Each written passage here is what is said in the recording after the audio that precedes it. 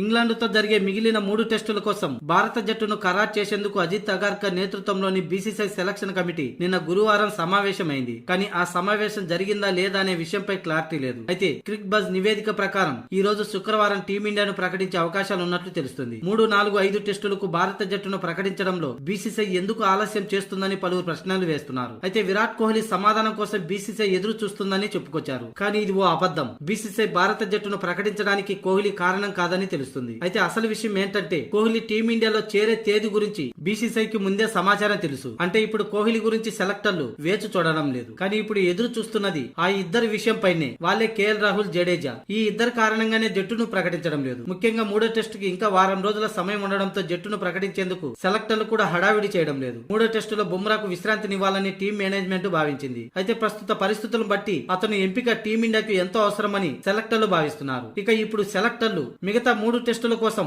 స్క్వాడ్ను ప్రకటించేందుకు గాను ఆలస్యం చేస్తుంది మాత్రం జడేజా, అలాగే కేఎల్ రాహుల్ ఫిట్నెస్ పై గురించి నివేదిక కోసం ఎదురు చూస్తున్నారు. క్వాడ్రిసెప్స్ గాయంతో రాహుల్, స్నానవాయువు గాయంతో జడేజా 2వ టెస్టుకు దూరం అయ్యారు. బెంగళూరులోని ఎన్సీఏలో ఇద్దరికి పూర్తి ఫిట్నెస్ పరీక్షలు నిర్వహించిన తర్వాత తుది నిర్ణయం తీసుకోనున్నారు సెలెక్టర్లు. అందుకే స్క్వాడ్ ని ఎంపిక చేసే విషయంలో ఆలస్యం అవుతుందని తెలుస్తుంది. అంతేకాని విరాట్ కోహ్లీ విషయంలో మాత్రం సెలక్షన్ జాప్యం జరగలేదని, కారణం జడేజా, రాహుల్ ఫిట్నెస్ పైనే ఈ జాప్యం జరుగుతుందని తెలుస్తున్న సమాచారం.